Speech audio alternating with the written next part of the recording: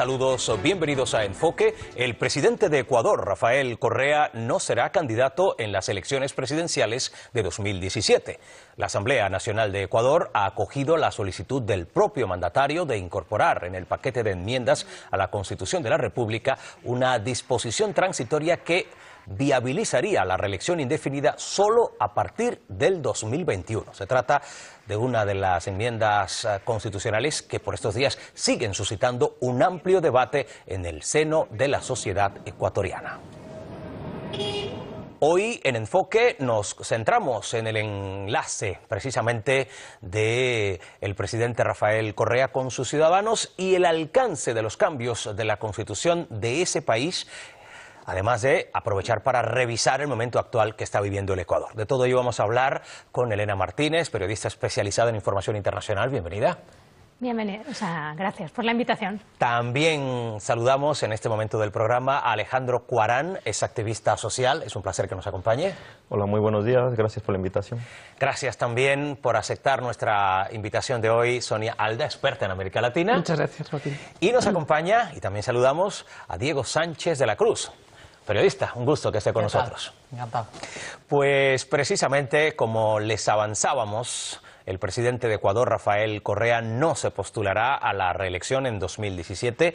Según un comunicado de la Secretaría de Comunicación de ese país, la decisión del mandatario ecuatoriano obedece estrictamente a consideraciones políticas y no a otros temas, sobre todo personales, como habían estado publicando algunos medios. A mí me gustaría, Sonia, que comenzáramos por una valoración inicial de este asunto que, por cierto, tanta controversia ha venido generando en el Ecuador.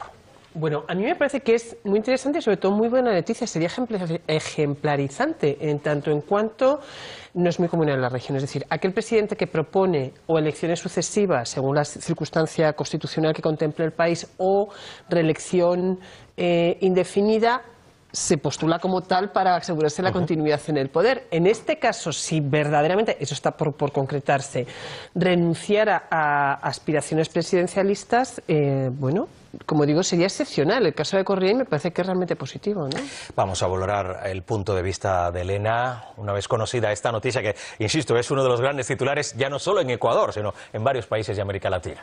Yo coincido con Sonia en que es una muy buena noticia, en el sentido de que sobre todo habla de que la Revolución Ciudadana ahora mismo en Ecuador goza de buena salud, es decir, de que existen otros candidatos que pueden presentarse a la reelección y que pueden dar continuidad al proceso que se inició en el 2007 con Rafael Correa, con lo cual lo entiendo sobre todo en este sentido. No creo que precisamente América Latina últimamente está dando ejemplos de garantías democráticas, de buena salud democrática.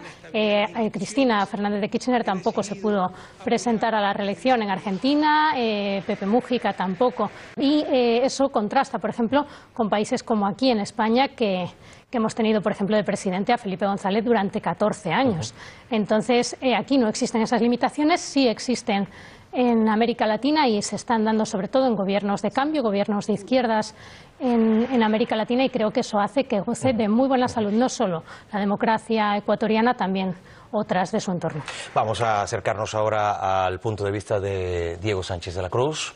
Bueno, lo primero que me viene a la mente es que esto lo escuchamos ya en 2012, en 2013, en 2014, en 2015 y probablemente en 2016. No creo que el debate vaya a morir del todo. Por lo tanto, yo creo que sería una buena noticia que se apartase el presidente Correa, porque demostraría que no es un líder caudillista o personalista como se le ha acusado reiteradamente a lo largo de los años. Yo creo que sí lo ha sido, pero esta es una buena oportunidad de demostrar que no está dispuesto a extender su estadía en el poder. Eso por un lado. Y por otro lado, niego la mayor sobre que sean gobiernos de izquierda los que han impulsado este tipo de alternancia, que es muy sana, porque tienes los casos de las constituciones en México o en Chile, o tienes, por ejemplo, cómo se ha apartado del poder también Álvaro Uribe pidiendo una sentencia previa al Constitucional. Es decir, es una tendencia sana, en eso estamos de acuerdo ya los tres que hemos intervenido. No sé si Alejandro, pero me imagino que también, pero no tiene signo político, y esas limitaciones de poder que efectivamente a España le vendrían muy bien, no tienen signo político. No tiene signo político de su punto de vista. Justo, hablaba Diego de escuchar a Alejandro, eso vamos a hacer. Sí. Juan, por favor. Sí, nosotros, viendo el panorama político del Ecuador, nos hemos dado cuenta, ¿no?, de esta situación que se ha generado por el tema de la oposición, en el cual han utilizado como una forma de protesta y una forma de asizar la calle, ¿no?, el tema de la reelección, el tema de los impuestos, etcétera. O sea, no saben de qué manera o de qué forma sacarse ya el as bajo la manga con el propósito de desestabilizar el gobierno. Entonces, yo considero, ¿no?, y al igual que el presidente Correa lo ha dicho, si el proceso no corre peligro, si vemos que está fuerte, etcétera, yo no me presento. Él ha dado esa postura, ¿no?, de respetar ese proceso de alternancia, por así decirlo, ¿no?, que se ha venido dando. Y como dicen los compañeros, ¿no?, que están tomando la palabra, ¿no?, este proceso no es algo que realmente se vaya a frenar aquí. Realmente constamos hoy en día con líderes que pueden retomar esta lucha, como es Lenín Moreno y tantos otros que están detrás, que pueden realmente ganar estas elecciones. Así que por esa parte no vemos que haya un peligro en este proceso y realmente sería... Vamos a escuchar a Sonia, que está pidiendo la palabra. Pues sí, yo tengo algunas dudas. Es decir, lo primero que quería decir era que este me parece que es un síntoma muy saludable, como bien decía Elena. Ahora, no deja de tener cierta contradicción, es decir, el régimen, iba a decir el régimen correísta, es que yo creo que la Revolución Ciudadana es Correa y Correa es la Revolución Ciudadana. Hay todo un proyecto premeditado desde el principio, desde que accede al poder, de una personificación de un proyecto político que ahora puede pasar factura precisamente a esa Revolución Ciudadana. Cuando tú decías que esto es un indicador de que hay otros, vosotros los dos coincidís en comentar que hay otros candidatos, pues no dudo de su calidad. No dudo de su liderazgo, pero es que es el propio presidente el que ha alimentado la personificación de este proyecto. Y tiene que tener, imagino que mucha confianza para desde luego saber que puede seguir ese proyecto sin él mismo, pero esto lo está alimentando él permanentemente, ¿no? Creo que es una de hecho las características de sus presidencias. Habla usted sí, por alusiones, sí decir que creo que precisamente la Revolución Ciudadana es una confluencia de muchas fuerzas, fue una confluencia de muchas fuerzas políticas en el Ecuador, que se ha personificado en la figura de Rafael Correa, pero que tiene a figuras, como bien decía nuestro compañero, como Lenín Moreno, que es muy querido en el Ecuador, que es muy valorado, que ha hecho grandes avances en muchos terrenos y que por supuesto pueden retomar la Revolución Ciudadana incluso en una senda diferente a la de Rafael Correa, puesto que Correa es muy carismático en un sentido, pero el perfil de Lenín Moreno sería muy diferente, sería otra línea y sería continuar con esa revolución. Estoy seguro que sería positivo. No dudo de su calidad ni su capacidad, pero estoy diciendo que, hombre, el caudillismo me parece que es una de las características más sobresalientes de Correa, ¿no? Pero ¿hasta dónde Correa ha alimentado, para tomar las palabras de Sonia, esa, digamos, personificación de la Revolución Ciudadana en su imagen? Sí, más que una personificación, lo que él se caracteriza es como un líder político, o sea, y no simplemente de Ecuador. Si nosotros vemos los perfiles presidenciales anteriores a Rafael Correa, han sido nefastos. O sea, en 10 años hemos pasado casi de presidente por año, o sea, porque han llegado gobiernos de izquierda, entre comillas, que han querido representar los valores de los procesos ecuatorianos, de esa transformación social, y no lo han hecho. Hemos visto títeres prácticamente manejados por potencias exteriores que han vendido la patria, que han regalado los recursos. Nosotros consideramos, muchos de los ciudadanos ecuatorianos, que el presidente Correa es uno de los mejores presidentes que ha existido en la historia del Ecuador y un líder nato a nivel regional, a nivel de Latinoamérica, incluso a nivel mundial. O sea, si uno ve el estándar o hace el análisis de valoración, está Vladimir Putin, luego Correa, etcétera, está muy valorado a nivel internacional. Vamos a avanzar. Evidentemente estos asuntos dan para mucho, porque lo cierto es que durante los últimos meses, prácticamente un año, Ecuador ha debatido sobre 16 enmiendas de la Constitución. De hecho, Alejandro nos recordaba que a lo largo de estos meses no son pocos los encontronazos de los partidarios y opositores al gobierno del presidente Rafael Correa, precisamente a cuenta de distintos asuntos, muchos de los cuales llegan ahora en materia de enmienda o en calidad de enmienda a la Constitución de la República. Quizá el tema más polémico ha sido precisamente el referido a la posibilidad de la reelección indefinida. En medio de ese debate se ha presentado una disposición transitoria que le impide al propio Rafael Correa postularse para un tercer periodo presidencial porque la Constitución solo autoriza hasta 2. La pregunta es, ¿se aleja entonces la posibilidad de esa reelección indefinida de la que tantas veces se ha venido hablando? No sé cómo lo ve Diego. Bueno, yo insisto en que no me lo creo del todo, no me lo terminaré de creer hasta que no vea qué pasa, porque repito que el debate se inició en 2012, en 2013, en 2014 se empezaron a disponer algunos de los trámites parlamentarios para el escenario que estamos viendo un año después, porque la Constitución marca una serie de plazos que se cumplen ahora, por eso se reabre ahora el debate. No es que nos lo hemos inventado los medios o que lo haya querido impulsar Correa, sino que ha esperado ese año necesario para reabrir todo este debate. El curso legal, digamos. Efectivamente. ¿No? Entonces, hasta que si no lo veo, no lo creo, como dice el refrán. Y luego, unos matices a lo que se ha dicho. Hombre, los gobiernos anteriores puede que vendieran la patria, no entro en eso, pero yo creo que empeñar todo el petróleo del país a China hasta 2025 también tiene mucho que ver con vender la patria o vender los recursos, que es a lo que aludías. Luego también hay que decir una cosa, no goza de tan buena salud como hace algunos años la Revolución Ciudadana, lo refleja los índices de popularidad, lo refleja la derrota en Quito, lo refleja el continuamiento de Jaime Nebot en Guayaquil, ¿no? Y lo refleja el hecho de que el 80% de los ecuatorianos se opone a la reelección indefinida, o sea que por lo tanto no todo es de color de rosas y esa reelección, como digo, pues tampoco está necesaria, no es una demanda social muy amplia, porque de hecho las encuestas lo que muestran es que una mayoría de ecuatorianos no quiere reelección indefinida. ¿Es esa la realidad, de acuerdo, que habla Diego, que reflejan las encuestas? Para nada. Nosotros podemos ver, por ejemplo, las movilizaciones que se hacen. Hace poco, un par de meses, ¿no? Han habido un asizamiento de la calle, ¿no? Han intentado convocar a todas las plataformas que están en contra del proceso de la Revolución Ciudadana y hemos visto simple y llanamente la convocatoria que han tenido. O sea, ha sido nula. Yo personalmente pude estar hace 6 meses cuando fue la convocatoria para el 1 de mayo y estuve personalmente en Ecuador. Y verdad que era minúsculo la representación de la oposición en relación al apoyo que tiene el presidente Rafael Correa. Yo personalmente pude estar en la Plaza de Santo Domingo y fue, o sea, descomunal la cantidad de personas que apoyan el proceso. Lo que pasa es que todo eso está alterado por los medios de comunicación, las empresas que manejan el tema de los datos, de estadísticos, etcétera, con el propósito de simple y llanamente ahogar este proceso, como decíamos, porque sabemos que además de todo esto existe una campaña de boicot a nivel internacional por los medios de información. Entonces esto está más que demostrado. A mí me gustaría, si me permites, Joaquín, creo que uno no puede negar lo que no le gusta. Y hay desde que Correa, como buena parte de los gobiernos ALBA están en el poder, cuando no te gusta gobiernos así, los estás negando. Y Correa hace lo mismo, también niega a aquellos que se oponen a él. Y esto me parece un error estratégico por parte de ambos lados, ¿no? Y me parece un error estratégico por parte de Correa suponer que no existe oposición. Es decir, que no exista oposición no significa que él goce de extraordinaria legitimidad, que creo que la tiene, y de apoyo popular. Pero no significa que no haya oposición. Y estar negando que no existe, digo que es un error estratégico para el propio movimiento ciudadano. Porque en junio el presidente tuvo que paralizar una serie de, como bien sabes, de propuestas en relación con herencia, impuestos, etcétera. Y lo tuvo que paralizar por una movilización ciudadana. Hay un problema de división de la oposición, hay un problema de capacidad de esa oposición y hay un gran apoyo popular. Pero esto no significa que no haya oposición, existe.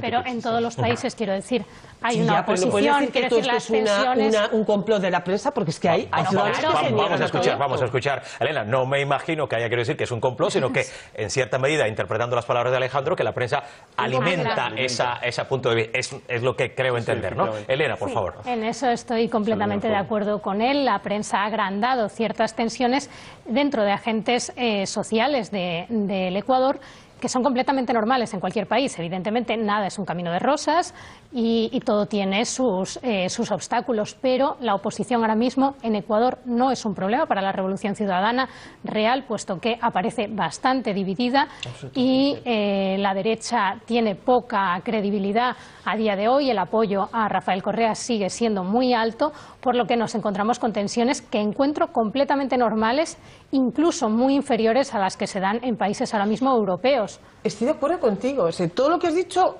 coincidimos en que su alto apoyo y el problema de oposición fragmentada y debilitada. Ahora, esto no significa que incluso esa propia, además de los errores también estratégicos que cumple esa posición, el que yo creo que le da primeramente una dimensión de la que carece es el propio presidente, con un discurso casi belicoso, animando y azuzando a la movilización en la calle cuando hay movilización de la oposición. Él, además de la prensa, creo que le da una dimensión que verdaderamente no tiene y que además por momentos me parece ciertamente irresponsable, ¿no? ¿Cómo puede estar llamando a aquellos que te siguen a la calle, movilizándolos en una especie casi de un lenguaje que roza a veces en fin, el enfrentamiento callejero. Está pidiendo la palabra Diego. Sí, bueno, el propio Rafael Correa admite tácitamente que tiene una oposición creciente en la medida en la que, uno, ha suspendido la persecución de Fundamedios, entidad que vigila los continuos ataques contra la libertad de expresión que hay en Ecuador, no solamente por parte del gobierno, sino por otro tipo de entidades, y se suspendió ese proceso que pretendía aniquilar a Fundamedios, punto uno. Punto dos, esas marchas, efectivamente, en mayo no fueron especialmente concurridas, pero sí lo fueron las de junio, claro que sí, que coparon portadas en los diarios oficiales, en el Telégrafo, por ejemplo, y por lo tanto existe esa oposición. Y luego, vamos a ver, tengamos en cuenta que este año se ha perdido, el año pasado se ha perdido la principal ciudad del país, la alcaldía de Quito, que era una alcaldía en la cual se había inyectado muchísimo dinero, había mucha inversión, no solamente en propaganda, sino en obras, había un proyecto político en torno al alcalde, era oficialismo puro y duro, y la victoria de Mauricio Rodas fue clara, tajante, y no era precisamente un candidato que que saliese de la nada, y sí era un candidato razonablemente escorado al centro derecha, o sea que no es cierto que la oposición política de Ecuador sea una cuestión, bueno, que existe pero que es minoritaria, si no, no le habrían quitado el poder de Quito, por ejemplo. Vamos a escuchar a Alejandro. No, lógicamente, o sea, no estamos negando que no exista la oposición, efectivamente la oposición está ahí, o sea, sabemos que su pugna que tienen ellos por intentar tener incluso un candidato legítimo, por así decirlo, ¿no? Tienen incluso muchas controversias entre ellos mismos, ¿no? Nosotros lo que estamos analizando es el tema, por ejemplo, cómo esta oposición, en el fondo, lo que hace es alterar el panorama, ¿no? Alterar el proceso que se está dando, con mentiras, con calumnias, con difamación, y eso, como decíamos antes, por ejemplo, de Fundamedios. Nosotros sabemos que Fundamedios es una institución, como tantas otras, que se ha denunciado, que están pagadas, por ejemplo, por la USAID o por la NED. Hay financiación internacional que está de por medio. La USAID dejó de operar en 2013, pero la NED ha estado canalizando esos recursos. Bueno, para explicaros un poco, la USAID, la Agencia Estadounidense para el Desarrollo, esa es sus siglas en inglés. Efectivamente, son agencias que, por ejemplo, están, ¿cómo se dice?, canalizando recursos, canalizando dinero, incluso a Pachacuti, a la CONAIE, etcétera, etcétera, y Fundamedios es una de ellas, a través de los cuales, como decíamos, se organiza toda una campaña de desprestigio, de calumnia, y donde se alteran los datos. Por ejemplo, el tema de lo que fueron el tema de los impuestos y las herencias. Nosotros vemos que realmente a quien afectaba realmente era el 2% de la población ecuatoriana. ¿Cómo eso se manipuló? ¿Cómo iba gente en sus carros? Bueno, de hecho, y voy a interrumpirle, de hecho, quiero recordar a los telespectadores que Enfoque también centró su mirada en dar una explicación y en acercarnos a ese momento de este año que está ya empezando a despedirse y que tuvo que ver también con una, digamos, con una fuerte presión al presidente en materia de esos impuestos y de esos asuntos que otra vez volvieron a centrar el debate en la opinión pública ecuatoriana. Y decimos otra vez porque a lo largo de estos meses no solo la polémica de la reelección presidencial ha centrado el debate, otras enmiendas también relacionadas, por ejemplo, con las nuevas responsabilidades de las Fuerzas Armadas, la supresión de las competencias en la Contraloría General del Estado o el anuncio de una especie de cambio de concepto en la comunicación que en lo adelante va a ser considerada como un servicio público. Son otro de los asuntos que están dando también mucho pie al debate, y los partidarios del gobierno insisten en que todas estas medidas se han socializado a lo largo de distintas conversaciones con los ciudadanos, pero en todos los ámbitos de la sociedad parece ser que no existe la misma lectura. ¿Por qué la oposición, y voy a recordar lo que decía Diego hace algunos minutos, por qué la oposición sigue anclada en sus posiciones? ¿Por qué se habla de farsa en torno al actual proyecto? No sé cómo lo ven ustedes, cuando se trata de presentar estas enmiendas a la Constitución. Sí, yo creo que un poco también en respuesta a lo que decía antes Sonia, el lenguaje de Rafael Correa hay que contextualizarlo también dentro del clima político del Ecuador, en el que la oposición ha mantenido siempre una postura muy belicista, no ahora, sino desde hace años. Yo cuando he estado hace años ya en el Ecuador veía un lenguaje enormemente endurecido por parte de la oposición, en la que se agrandaban determinados temas y se tensaba demasiado la cuerda cuando no había en aquel momento siquiera grandes ni pequeñas, siquiera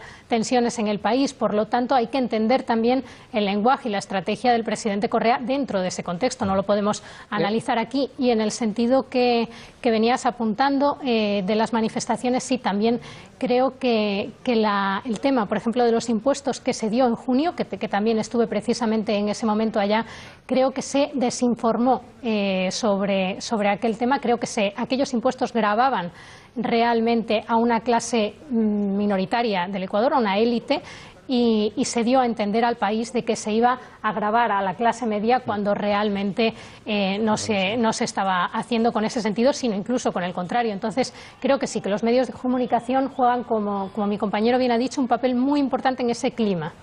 Yo creo que se está hablando mismo. Acordemos entonces, si te parece bien, que lo que creo es que hay un lenguaje político común. Es decir, es una sociedad extraordinariamente politizada y polarizada por el discurso político.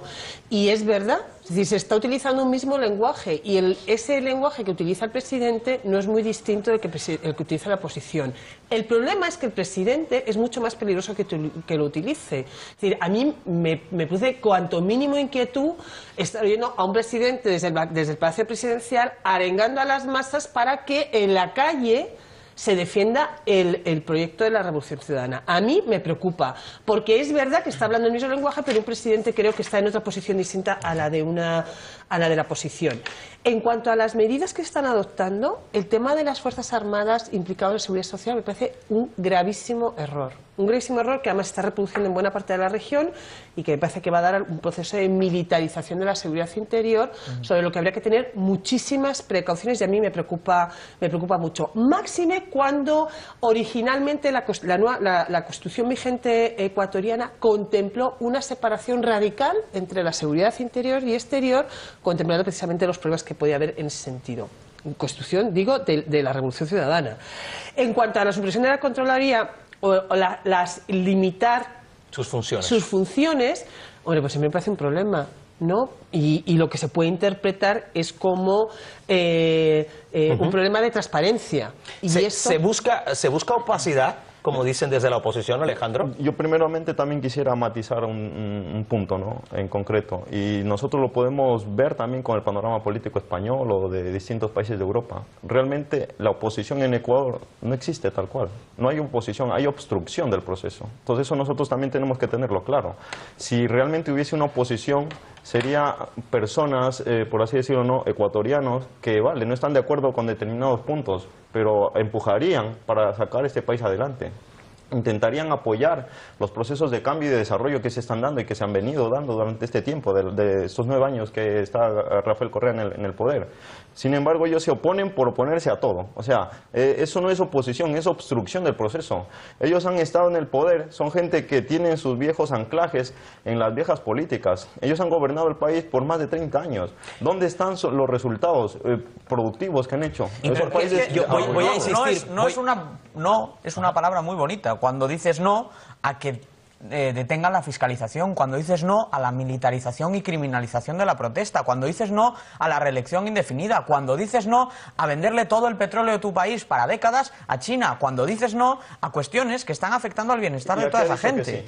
¿A qué ha dicho que sí? Mira, en el Parlamento, en la Asamblea, la ley electoral ni siquiera permite que haya acuerdos, porque se cambió la ley electoral. Yo sé que tú estás involucrado aquí como activista y sabes que la ley electoral española es mala.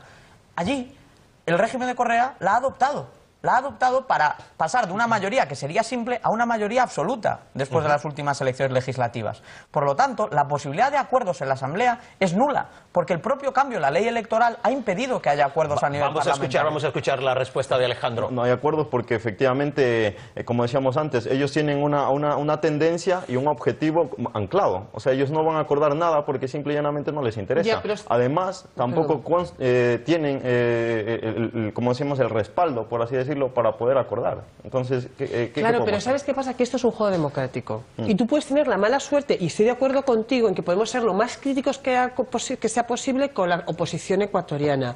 Pero si quieren decir no y están dentro del marco legal, pues ¿por qué no?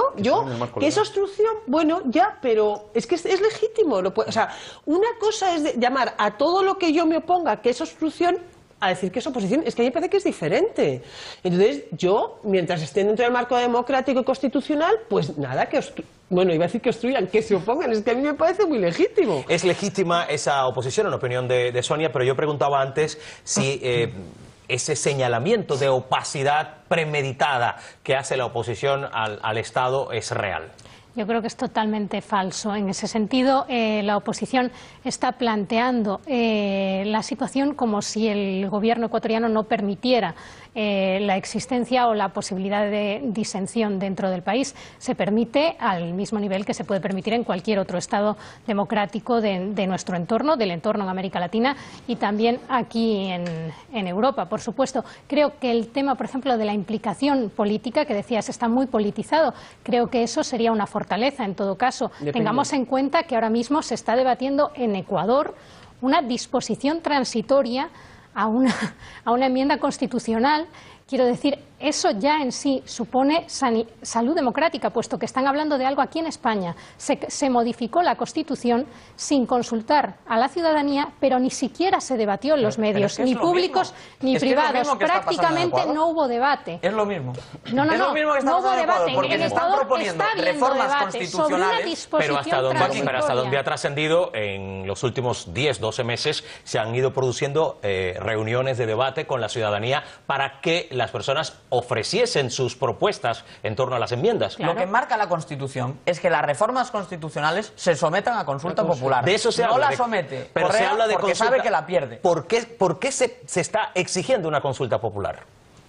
Porque se quiere agrandar un problema que realmente no existe. Quiero decir, desde el momento en que ahora mismo además Rafael Correa posterga y dice que hasta el 2021 no habría siquiera la posibilidad de reelección, no existe siquiera ahora mismo un problema. Quiero decir, ese problema se podría plantear en el 2021, pero movilizar o tratar de movilizar a todo un país porque se va a modificar y se va a realizar una enmienda con una disposición transitoria en la que se abre la posibilidad de una futura posibilidad de reelección en el 2021. Se ha votado todo. Correa no lo ha es para llevado todo movilizar a todo un votación país. cuando gozaba de mayor respaldo popular. Se ha llevado hasta las corridas de toros a votación popular. Ahora, que no tiene el respaldo popular para sacar adelante planes que muchos consideramos en parte totalitarios, como es, uno, el suprimir los poderes de fiscalización de la Contraloría, que no sé si estás de acuerdo con eso, pero reduce tremendamente el nivel de control a las administraciones y al Estado. Dos, el militarizar la seguridad interna del país, que es algo que ninguna democracia sana se haría y es algo que se está planteando.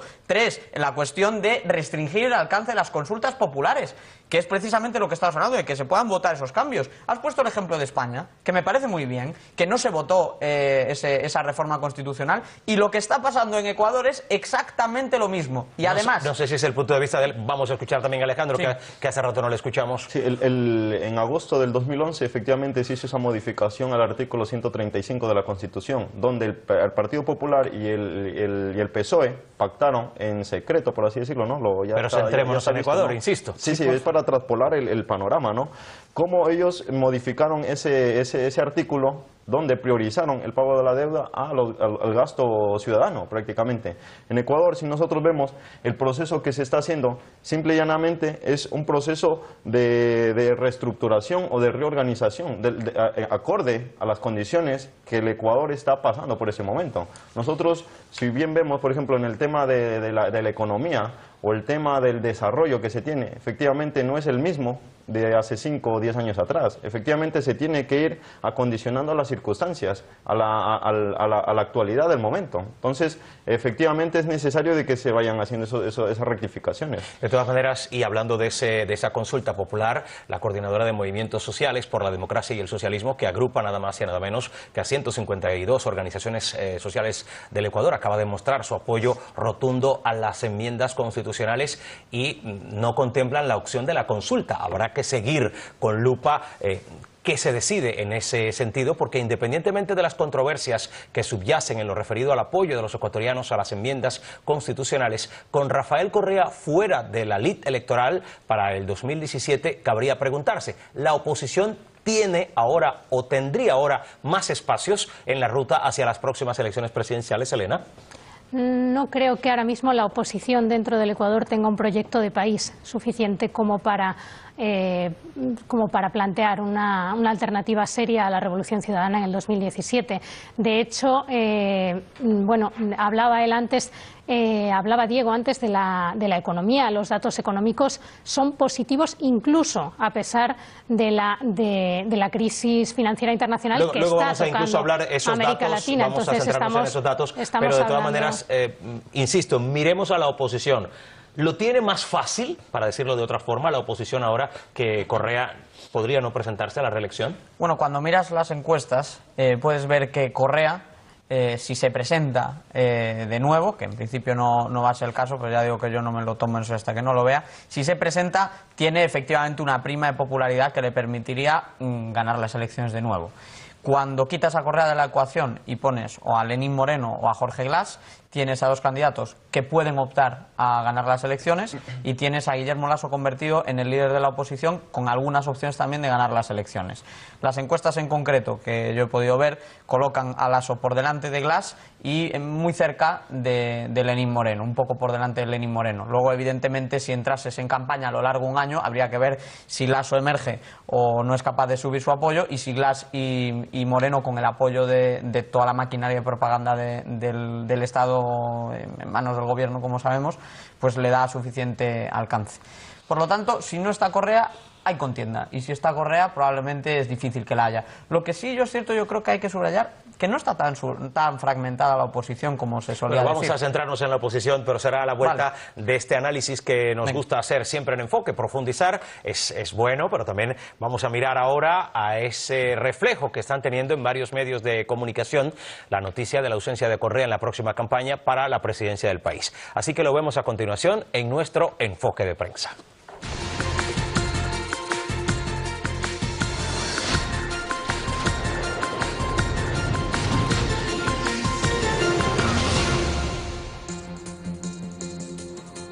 El diario español El Mundo titula: el presidente de Ecuador, Rafael Correa, no se presentará a las elecciones de 2017. En el desarrollo de la información destaca que el presidente de Ecuador, Rafael Correa, no se presentará a las elecciones generales de 2017, a pesar de que su partido, Alianza País, ha presionado para que haya cambios constitucionales que permitan la reelección indefinida, según dijo el miércoles la presidenta de la Asamblea Nacional de Ecuador. El diario venezolano El Universal titula: Correa descarta ser candidato a reelección en 2017. En el subtítulo destaca que el presidente ecuatoriano dijo que ya está preparando la transición y resaltó que en el Palacio de Gobierno está planificando la implantación de un museo histórico para exhibir, entre otros, los regalos que gobiernos del mundo han hecho a Ecuador. El portal web del diario ecuatoriano La República titula: Lasso confirma candidatura presidencial en 2017. La publicación también alude a las palabras de Lasso que indican que la alternancia en el poder es un valor esencial en la democracia y debe ser aplicada al presidente, afirmación que realiza en alusión a la transitoria anunciada por los asambleístas de País para que la reelección indefinida no pueda aplicarse en las próximas elecciones. El diario El Telégrafo titula que los socialistas ratifican su apoyo a la reelección de Rafael Correa. Desarrolla que el anuncio de que Rafael Correa no será candidato en 2017 ha generado varios debates al interior y al exterior del movimiento Alianza País. El miércoles pasado, el bloque oficialista anunció su respaldo a la decisión del primer mandatario y aceptó la propuesta de incluir una transitoria para que la enmienda que permite la postulación indefinida de autoridades no funcione en las próximas elecciones. El canal de noticias Telesur titula en su versión digital que Correa reiteró que no será necesaria su repostulación para 2017. En el subtítulo destaca otra de las declaraciones del mandatario ecuatoriano que aseguró que su repostulación no será necesaria por la mediocridad de la oposición en ese país. Además, resaltó los logros de la revolución ciudadana, entre ellos el manejo de los recursos económicos. Por otro lado, informa que Correa destacó el reconocimiento realizado por la secretaria ejecutiva de la Comisión Económica para América Latina y el Caribe, la CEPAL, Alicia Bárcena, al buen manejo de la macroeconomía ecuatoriana, que demuestra cómo nos aprecian en el exterior y cómo se miente al interior del país.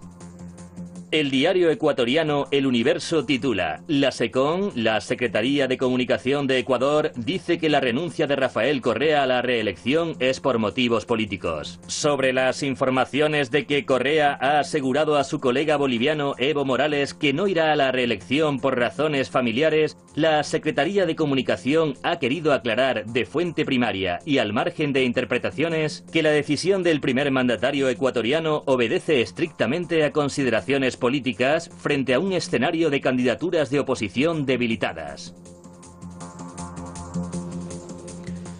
Enfoque de prensa en el portal de la cadena Telesur ponían especial acento en el tema de la oposición y justo de ese asunto veníamos hablando con los presentes hoy en el programa, específicamente con Diego. Según Correa hay mucha fragmentación, decía Diego que no. Bueno, yo creo que ese discurso en parte es un poco interesado. Evidentemente la oposición no supo plantear ningún tipo de alternativa a Correa en los primeros años de poder. Figuras total y absolutamente agotadas y amortizadas como Lucio Gutiérrez y como Álvaro Noboa intentaron por 2 veces articular alguna fórmula de oposición y en ningún momento llegaron a registrar las encuestas porcentajes superiores al 15%. En las elecciones luego Lucio llega a conseguir un poco más de voto, pero es un voto de aluvión de no votar a Correa, un voto anticorrea, no es un voto articulado ni un proyecto articulado. 2 figuras, repito, completamente agotadas, Lucio Gutiérrez y Álvaro Noboa, que ahora han desaparecido por completo de la intención de voto de los ecuatorianos. Ahora mismo están por debajo del 1%, por lo tanto es testimonial. Son 2 personajes casi anecdóticos e incluso un poco cómicos. Dicho esto, la intención de voto que está registrando Guillermo Lasso en las encuestas le sitúa en el entorno del 30%. El 30% frente a Correa y por delante de los candidatos oficialistas en el caso de que no concurra Correa. También hemos visto que Rodas derrotó al candidato oficialista en Quito y se convierte en una figura que podría emerger de cara a la presidencia. Por lo tanto, la oposición no es la misma que era antes, la oposición no está tan fragmentada como se suele decir y ese discurso yo creo que conviene matizarlo. No he pretendido desmontarlo por completo, pero por lo menos matizarlo. No está tan fragmentada como se dice. ¿Oposición debilitada o no? Pregunto a este lado de la mesa. Yo diría que lo que tenemos dentro del Ecuador es, por un lado, un sector que podría apoyar a Lasso, es minoritario. No, yo creo que a día de hoy es imposible que Guillermo Lasso ganara unas elecciones en el Ecuador, porque además representa a la vieja oligarquía económica, a la vieja élite que llevó al país a la ruina en el año 2000, estuvo al frente de la titularidad de Economía con Yamil Magual y viene de la banca ecuatoriana. No creo que pueda representar una alternativa y no creo que incluso sectores que ahora podrían ser críticos en algunos puntos con Rafael Correa puedan en ningún caso darle su apoyo a Guillermo Lasso, a una figura como Guillermo Lasso, en todo caso jamás, por lo que en todo caso ante una alternativa entre la Revolución Ciudadana y Guillermo Lasso, por supuesto, incluso sectores que ahora mismo pudieran ser críticos apoyarían a la Revolución Ciudadana. Con el equipo de Correa. Vamos a escuchar a Sonia y luego vamos a centrarnos en Lasso concretamente. Yo quería retomar un poco tu pregunta, ¿no? Si va a tener la oposición más espacios que a lo que seguíamos hablando. Y en ese sentido yo creo que sí, por lo mismo que estamos hablando. Es decir, es que en la Revolución Ciudadana, yo vuelvo estoy un poco insistente, pero es que la Revolución Ciudadana en buena parte es Correa y al revés. Entonces, el hecho de que Correa no aparezca en las elecciones da, por supuesto, más margen a la oposición. En cualquiera de los casos, yo creo que has hecho si me permites la observación, una reproducción idéntica del perfil que en el periodo electoral se va a repetir permanente y sistémicamente de Lasso. Lasso tiene una procedencia, tiene una evolución política, pero se va a enmarcar dentro del discurso nuevamente por parte del discurso oficialista de la oposición como la negación. Es decir, buena parte del problema de la Revolución Ciudadana es que no contempla la legitimidad de la diferencia. No la contempla, entonces si tú estás en contra, no es oposición, lo hablábamos antes, es obstruccionismo, es golpismo, es mentira, eres un oligarca, has llevado al país a la ruina, te has vendido a los americanos y todo el mundo así. Es decir, tú presentes lo que presentes, si eres oposición, vas a ser eso en las elecciones. Pero ¿será que la historia reciente del Ecuador avala esas valoraciones, ya, hombre, Alejandro? pero no puedes llegar a esa simplificación de la realidad. Mira, yo estoy hablando del discurso... Los indígenas, los movimientos indígenas, mientras apoyaron a Correa, tenían legitimidad y no le llamó ponchos dorados cuando muchas veces se habla hoy de manipulación de esos movimientos indígenas. Claro, pero Alejandro. Se les manipula si están en contra del gobierno y entonces son ponchos dorados. Sí. Cuando están con el gobierno son un elemento de legitimidad. Vamos a escuchar a Alejandro. Efectivamente, nosotros, si analizamos el panorama indígena, por ejemplo, ¿no? Antes de la llegada de Rafael Correa, vamos a escuchar a Alejandro vemos, ahora, por ejemplo, cómo estaba el sector indígena en Ecuador, olvidado.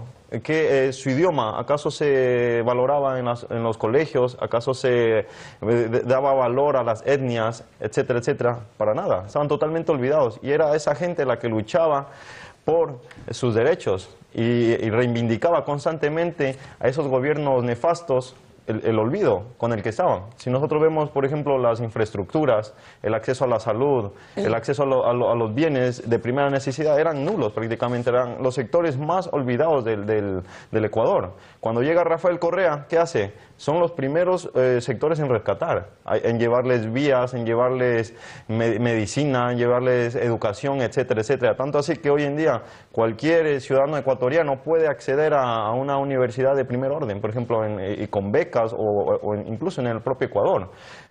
Antes no era así. A los sectores indígenas, como decíamos antes, se los tenía totalmente marginados.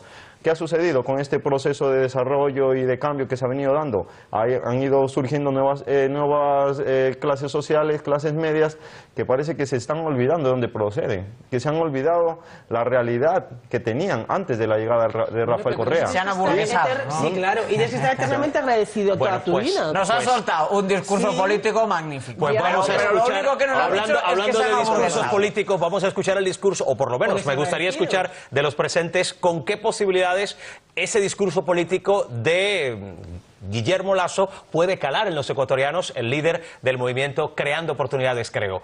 Realmente, ¿qué posibilidades tiene? Pues yo creo que, por ejemplo, dentro del movimiento indígena no creo que Guillermo Lasso sea una figura que en ningún caso pueda generar ni ilusión ni credibilidad. Estoy completamente de acuerdo con Alejandro que si hay un gobierno en Ecuador que ha visibilizado, ha dado derechos y ha abierto oportunidades y enormes vías de expansión a las comunidades indígenas, ha sido el gobierno ecuatoriano.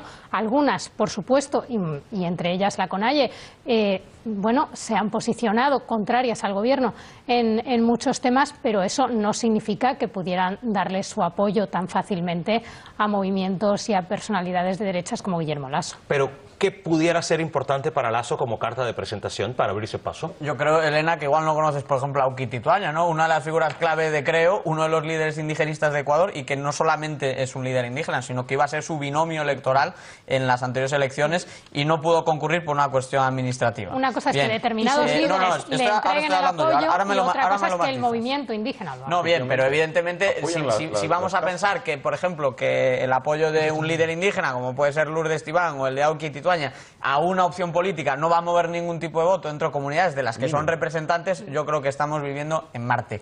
Y veo que se reproduce a lo largo del debate, se profundiza, de hecho, lo que decía Sonia, de que estáis como negando la existencia de una oposición en Ecuador. Una oposición, por cierto, Elena, has calcado el discurso del gobierno sobre Guillermo Lasso. Te has olvidado que Guillermo Lasso no tomó una sola decisión al frente del ministerio que ocupó. ¿Por qué? Porque lo ocupó durante 3 semanas. ¿Por qué? Porque dimitió. ¿Por qué? Porque no le dejaban tomar las decisiones que quería tomar. Entonces, hombre, si viniese aquí un representante del gobierno y me dijese eso, lo entendería. Pero tú eres periodista, tú tienes que echar un vistazo a la situación. Sabes que estuvo un mes, sabes que no tomó una sola decisión, una sola ley, que no pudo, que dimitió, que no dejaron hacer. ¿Por qué reproduces la propaganda del gobierno de esa manera? ¿Qué argumentos realmente tiene Lasso que pudieran convencer? Voy a preguntar ahora a Alejandro, por equilibrio de tiempos, ¿qué argumentos pudieran convencer a los ecuatorianos a favor de Guillermo Lasso? Yo lo veo muy difícil, que Guillermo Lasso pueda conquistar realmente el voto del pueblo ecuatoriano de fondo. ¿Por qué? Dame un segundito, Alejandro. Yo te puedo decir muchas razones por las que creo que hay ecuatorianos que pueden votar a Correa. Tú no eres capaz de hacer vamos a escuchar la respuesta de Alejandro. O sea, como opción para que gane. O sea, para que gane yo lo veo muy difícil, porque él ya se está convirtiendo lentamente en un cadáver político. ¿Cuántas veces ha ido recurriendo o se ha presentado a las elecciones?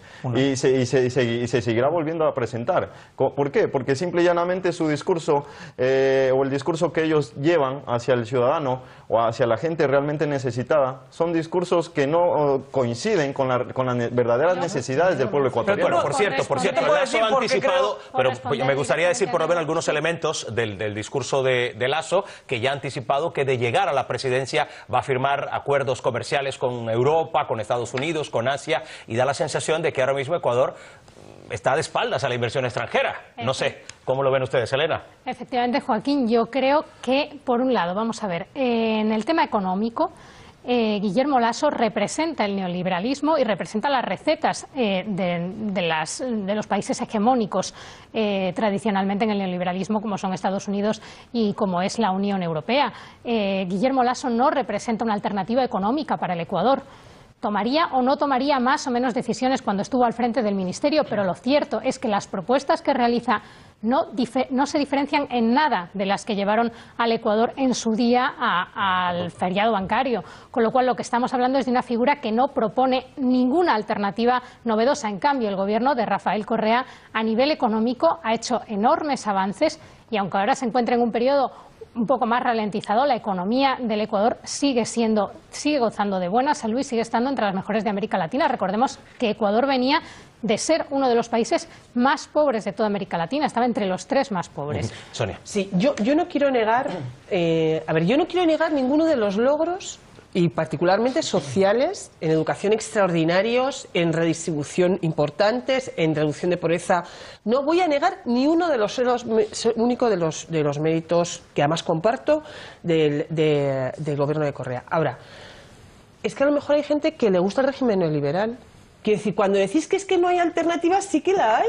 Hay un proyecto que es alternativo, que es el de Lasso, que no gusta ya, pero es legítimo, es adecuado y sobre todo no se puede encajonar la realidad en blanco y negro. No se puede hacer con la población indígena. Tú decías, no, es que Lasso no tiene ahí ninguna opción porque es un gobierno de derechas. Pero es que ¿quién supone que toda la población indígena es de izquierdas? ¿Quién lo ha supuesto? ¿Por qué a todos los indígenas tiene que gustar Correa? Y solo faltaba, que me alegre extraordinariamente, que es verdad el apoyo que se ha prestado a la población indígena, pero me parece sanísimo que la población indígena solo faltaba no tenga derecho ya a reivindicar en contra del gobierno de Correa. Bueno, es que te falta llamarles desagradecidos. Pero es que Lasso, o sea, representa esos viejos gobiernos como Febres Cordero, como Maguad, Gutiérrez, etcétera, que fueron esos mismos gobiernos, como decíamos antes, que prácticamente tenían olvidado esos sectores, los sectores de la Amazonía, por ejemplo, sectores totalmente marginales. Pero perdona, ¿dónde están todas las reservas de petróleo? ¿En qué momento haces esa pirueta? Haces ahí una pirueta y le endosas todo lo malo de los anteriores gobiernos a una persona que en ningún momento ha defendido ese tipo de políticas y ese tipo de opciones. Ideológicamente no se separan. Por ideológicamente son muy similares. Ideológicamente son las propuestas de Cordero, de Nebot, etcétera, con Lasso, prácticamente tienen un estilo calcado. Entonces nosotros como ecuatorianos y como ciudadanos de a pie, de calle, nosotros es imposible, como decíamos, que tengamos esa representación. Tiene representación en clases medias, altas, etcétera. Efectivamente tiene una representación en las nuevas pequeñas oligarquías que van surgiendo en nuestras sociedades. Pero eso no es exclusivo de Ecuador. También lo hemos visto ahorita claramente.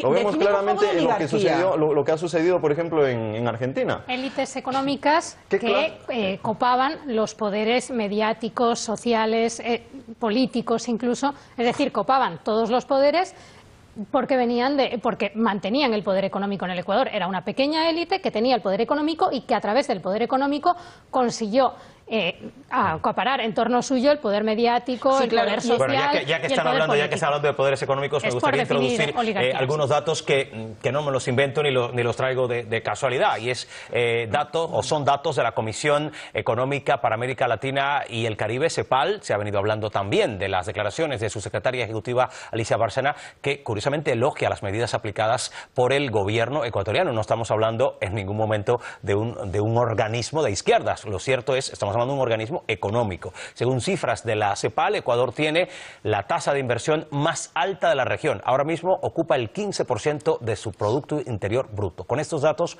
habría que preguntarse si ese cambio de matriz productiva que ha venido desarrollando el gobierno de Correa no viene teniendo los resultados que se necesitan para el Ecuador, no va en la buena dirección. Diego. El colesterol puede ser bueno o malo.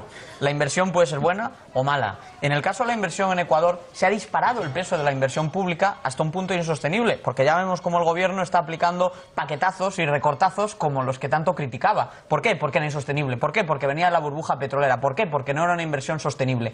Y la inversión privada, que tiene que ser el complemento y de hecho el principal impulso de la inversión en el país, su peso sobre el PIB regional, el peso de Ecuador a la hora de captar financiación de fuera, ha pasado de ser en torno al 1% del PIB de toda América Latina a ser el 0,3%. Es 3 veces más baja. no entra inversión privada de fuera, la inversión privada de dentro se ha desplomado y la inversión pública solo aumentó por la burbuja petrolera y ahora ya baja. ¿Y ahora qué hacemos? Pero de todas maneras, los presupuestos generales aprobados para el 2016 dan cuenta de un escenario de crecimiento aún con los precios de $35 el barril de petróleo. Imagínense que, según dicen, en caso de que subiera ese precio, pues la ventaja iría a rubros importantes como la educación, como la sanidad. Creo que por ahí irían las cosas, Elena. Totalmente de acuerdo. Creo que el balón de oxígeno de la economía ecuatoriana, y lo saben, creo, dentro del gobierno de Rafael Correa, es precisamente que se ha activado y que Ecuador es un país en expansión interiormente. Es decir, se han activado las infraestructuras, se ha activado la sanidad, se ha activado el sector público, ha crecido la clase media, lo cual provoca que mientras que antes era absolutamente dependiente del petróleo, se ha intentado modificar la matriz productiva del país y ahora tenemos otros terrenos en los que se pueda invertir y son dentro del país. Me encantaría seguir debatiendo sobre estos asuntos porque dan para mucho, pero el tiempo es implacable, así que ya a manera de conclusión y mirando el horizonte político y social del Ecuador, Diego, ¿cómo ven, voy a empezar por ustedes, cómo ven esa evolución de la situación en el Ecuador aún, digamos, en un tiempo breve? Titular. Solamente espero que el caudillo se aparte, que ya va siendo hora. Una valoración final, Sonia. Bueno, yo creo que es una buena noticia que no se presente como a la reelección Correa y que esto puede generar un buen ejercicio democrático en el país. Alejandro. Bueno, simple y llanamente llamar a la conciencia de la gente, ¿no? Y que no nos olvidemos de nuestro pasado, de dónde venimos, ¿no? Y dónde estamos. Entonces, y que nosotros tenemos que recordar día a día realmente cuál es nuestra procedencia. Entonces, no podemos, como decíamos en este panorama político, olvidarnos realmente quiénes destruyeron el país y quiénes lo están construyendo. Vamos a terminar con Elena. Bueno, pues yo creo que la Revolución Ciudadana, como decía al principio, goza de buena salud y que está en un proceso de regeneración. Evidentemente, las cosas cambian, no estamos en la misma situación que en el 2007 y se avanza hacia un 2017 en el que esa revolución ciudadana puede regenerarse. Y quisiera puntualizar una cosa, me parece muy peligroso llamar caudillo a Rafael Correa cuando ha ganado con elecciones limpias numerosas contiendas y tampoco hablar de régimen. Vamos a terminar así. Muchísimas gracias a nuestros invitados por sus puntos de vista. Sonia Alda, Diego Sánchez de la Cruz, Elena Martínez, gracias. Alejandro Cuarán. Y gracias también a los telespectadores que nos han acompañado en torno a la actualidad en América Latina. Mañana, en el siguiente capítulo del programa, nos acercaremos a Brasil y vamos a centrarnos en esos desafíos que sigue teniendo la presidenta Dilma Rousseff. Les esperamos con todas las aristas de la información para el análisis y el debate. Y por supuesto, para que se hagan ustedes su propio enfoque.